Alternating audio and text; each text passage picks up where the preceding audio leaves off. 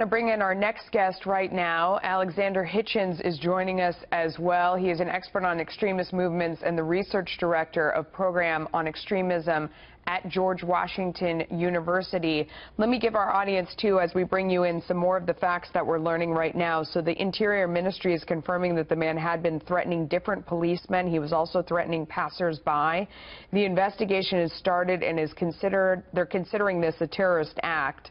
The aggressor was wounded in the chest, and he did wound one policeman in the head with the hammer before he was shot twice. Hundreds of visitors are now secured inside the church.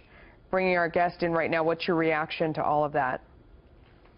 Well, I think, we should obviously caveat this by saying we really don't know what the motives are for this. Absolutely. We have said that, and that you're right to reinforce it again.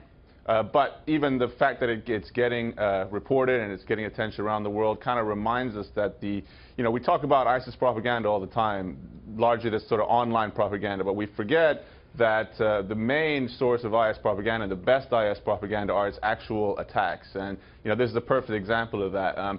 No other IS propaganda gets more attention than any sort of attack, even if it isn't linked to them. Yeah. The guest that was on before you was talking about the fact that what unites all of these different things, and like you said, we don't know if this is terrorist related, but of course the Interior Ministry is saying that they are treating it as such, is this idea that the only way now to battle back against all these disparate attacks that are happening all over the place is to move from an attrition stance to an annihilation stance against this extremist ideology. That was the thought that was brought up before you. What do you think about that? Do you agree or disagree? Well, I don't disagree that there should be a very strong military response to IS bases in the Middle East. But as we've seen, this threat existed before IS with Al-Qaeda. Al-Qaeda were the first organization to encourage these type of low-tech attacks, and it's likely to survive after IS itself dies out. It's the ideology that's important. It can't be defeated just militarily, unfortunately. So how do you do it?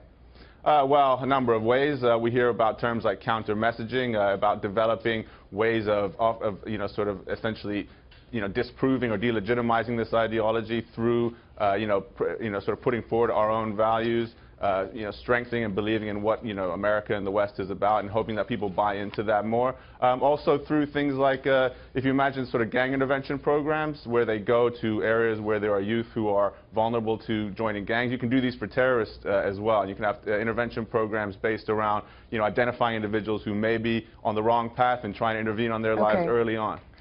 I mean, I can hear people in the audience sort of yelling at their television that that's what we've been trying to do, that the tactics you're talking about sound very much like what the last administration tried. And while they sound like good ideas, the situation has gotten exponentially worse. Yes, the last administration began doing this, but honestly, there wasn't much funding for it. It was really just in its very initial phases. We're still learning about it. It's working pretty well in Europe. You think it's working pretty well in Europe? This is what we're watching right here. I mean, pardon my skepticism, but it does not look like it's working very well in Europe. If you look at what's going on in France, you look at, I mean, London has experienced something once a week for the past 3 weeks. Yeah, of course. I mean, the threat is massive, and you cannot stop all the attacks. But we also know that many attacks have been stopped. Many people have been steered away. It could be a lot worse. The fact is a lot of this stuff started too late. If we've been doing this, say, for the last decade instead of for the last 5 years, it may be, in a stronger position. But of course, counterfactual argument. But of course, the hard power still matters. These guys need to be stopped earlier on. Alexander, it's John Scott. The United States military seems to be saying that if you take Raqqa out of the picture, if you eliminate the capital of the so-called caliphate, then the allure of the ISIS ideology has lost all credibility, and its adherents are going to simply give up the fight. Do you agree? I do agree to an extent, yes, of course. One of the main things that made IS even more attractive than Al-Qaeda was that IS achieved what AQ presented as a sort of pipe dream, the establishment of the caliphate. They've actually done this, and doing that really inspired a lot of people. It's being, removed and destroyed is, of course, going to reduce the appeal. It's not going to remove it, and a lot of these guys are already huge IS supporters. They're not just going to sort of quit and give up just because IS has now, reverted to being an insurgency. I want to tell our viewers what the picture is that they're seeing in the bottom right-hand corner of their screen. And what that is it's a picture from inside the Cathedral. And you can see that the people that are sheltering in place inside were told to put their hands in the air because they want to make sure that, there you go, that no one in there has any sort of weapon or is affiliated or trying to join in the attack that we saw outside. Again, we know that there was a man outside who was threatening police. He was threatening passers-by. When he took out his hammer and he struck an officer in the head, people ran inside and they were told to shelter in place, and we're told that there are hundreds of people that are inside right now, the Cathedral, sheltering in place. I want to ask our guest, Alexander, one more thing. When you were telling us before about what you think the response is to it, and that, you know, was very similar to what the last administration, as you said, started doing, you suggested that it didn't get enough funding. You think more money is the answer to this problem?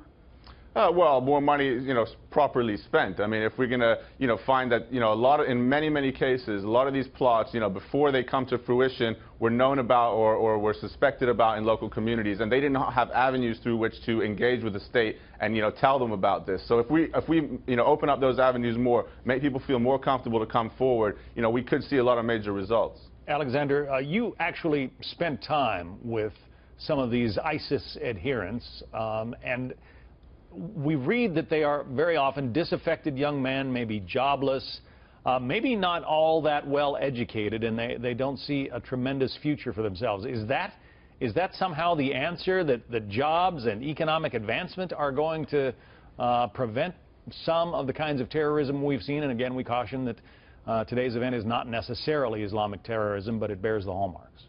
Well, no. I mean, of course, you know, you have many well-educated, well-off people who get involved in terrorism. You know, there isn't one characteristic that's good that we can say is, you know, across the board defines a terrorist. Yes, a lot of the guys I've met in the UK were guys who didn't have very glamorous lives, didn't have much of a future, and were offered this, you know, instant gratification of being part of something big that they kind of latched onto. But, you know, by that point, I don't think we can always say that, you know, jobs are going to be the answer. You know, in the end, you know, people are unemployed all over the world. There are grievances all over the world. Terrorism does not exist all over the world. So there are many other factors that we have to take into account. When we look at this problem right now, it seems to be, you know, an unending force of evil. And yet, you know, World War II, the Third Reich had its adherents and had tremendous appeal among many of the German people. And that ideology was vanquished. Can the same thing happen here? Yes, I think we should look at this in terms of the other, as it were, isms that we fought against: Nazism, communism. This is, you know, jihadism or Islamism, and we should look at it in those terms. The difference, I think, that we have to take into account is, unlike Nazism and communism, jihadism or Islamism claims to represent one of the world's, you know, largest religions, and that kind of gives it an extra strength that I think the other threats we faced before perhaps didn't have. What are some of the other things that you learned from spending time with people that, you know, had adhered to this ideology? I mean, is there any insight you can give us that you feel like we haven't heard? I think we should take into account, I heard before, you know, these guys being referred to as psychopaths and crazy. You know, a lot of the time, these guys are, you know, relatively, you know, mentally stable. They're not acting on voices in their head. They're not psychopaths. They're not delusional. But they have been adopting an ideology that has dehumanized the society around them. They see people who are not Muslim as, you know, subhuman, and that process of dehumanization and sort of disgust towards their sort of fellow citizens can really help towards explaining why someone can go on a mass killing spree. You know, a lot of the guys I met who were members of the group that one of the London attackers was a member of, you know, were really sort of, they saw us as filthy. They saw us as, you know, our customs as disgusting, the way women dressed, you know, our ownership of dogs even. There was a lot of aspects of our society that we often ignore that these guys really, truly hate. And, you know, once you can dehumanize the target, it's much easier to see why you can mow them down and stab them like vermin. Yeah, no, that's a great point. All right, Alexander, thank you so much.